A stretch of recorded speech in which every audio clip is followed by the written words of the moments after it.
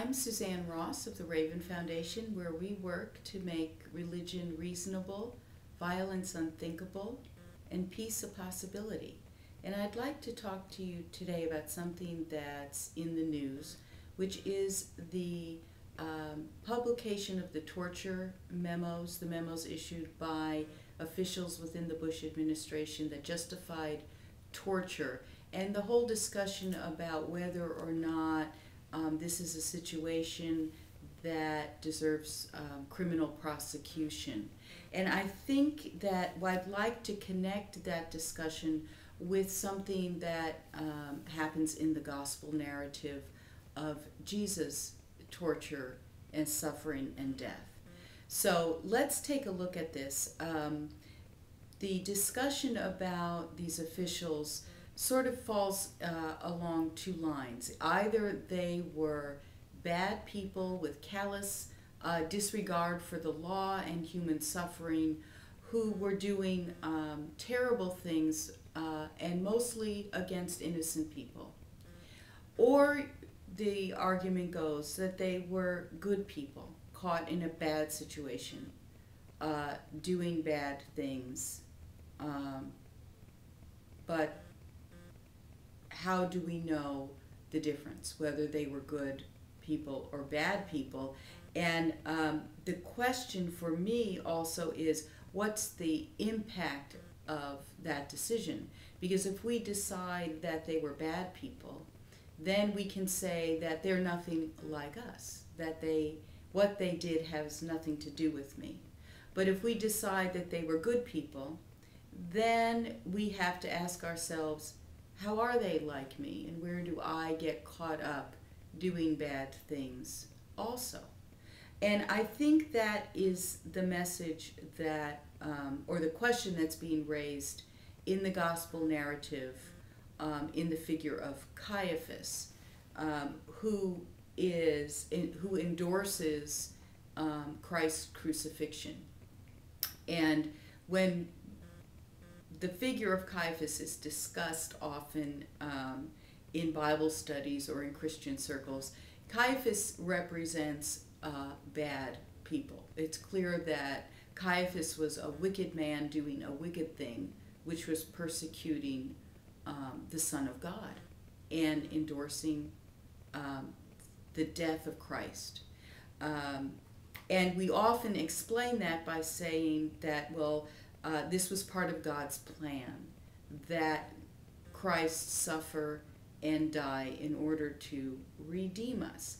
But what I'd like us to do is look at the text and look at the way Caiaphas is dividing the world into good and bad people, and see if the text is telling us anything about whose violence it is that's being perpetrated against Jesus. So I'm going to be reading from the Gospel of John, chapter 11, verses around 45 to 50. So the situation that we find Caiaphas in is that the crowds have gathered around Jesus during the Passover celebration in Jerusalem, and Caiaphas is one of the officials in charge of keeping the peace and crowd control. And if he doesn't do a good job of managing the Jewish pilgrims that are coming to Jerusalem, Rome will take matters into their own hands. And the Roman army garrisoned there has a history during Passover of rounding up peasants and pilgrims as examples, to make examples of them, and executing them and lining the road into Jerusalem with crucifixions, with crucified pilgrims. And they do that as a way of warning the people against any kind of revolt against Roman authority. So Caiaphas has a problem. He's got a rabble-rouser in this Jesus. He's got crowds are gathering and making signs and of crowning Jesus king in a direct challenge to Roman authority. So Caiaphas says, So the council is gathered to discuss what are we going to do. If we can't control the crowds, Rome's going to step in and a lot of people are going to die. So Caiaphas says, who was high priest that year, says to the council, "You know nothing at all. You do not understand that it is better for you to have one man die for the people than to have the whole nation destroyed." And this is the formula that we see behind the torture memos.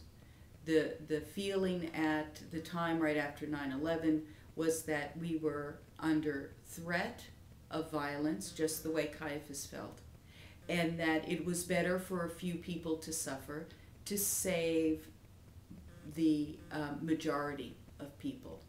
So that we have a formula put forward that Caiaphas used and that we often use, that a little bit of violence is okay if it's for some good cause. So we end up being able to justify our own violence. And this is something that good people do. And the way we do it, the way we are able to perpetrate violence, is by dividing the world up into good and bad people. Good people can use violence against bad people, but if someone uses violence against me, because I'm a good person, their violence is not justified. Mine is, theirs is not. So what we have is we're creating a distinction where there should be none. The Gospels are trying to show us, by focusing on Jesus' death and Jesus' suffering, it's trying to show us that violence is simply violence. It's neither good nor bad, it just is, and it results in human suffering. And the gospel narrative gives us Caiaphas' formula, not because it also wants to divide the world into good and bad people, but what it wants to do is call our attention to the way we divide our violence into good and bad violence and justify it. So Christ is resurrected with his wounds to remind us of the suffering that we cause when we try to use violence to end suffering. And Christ is raised to remind, so that God tells us the strong message that God is always with the victims of violence, no matter how we justify it. So I welcome your comments on this reading of the Gospels in light of the issues in the news about the torture memos, and I look forward to hearing from you.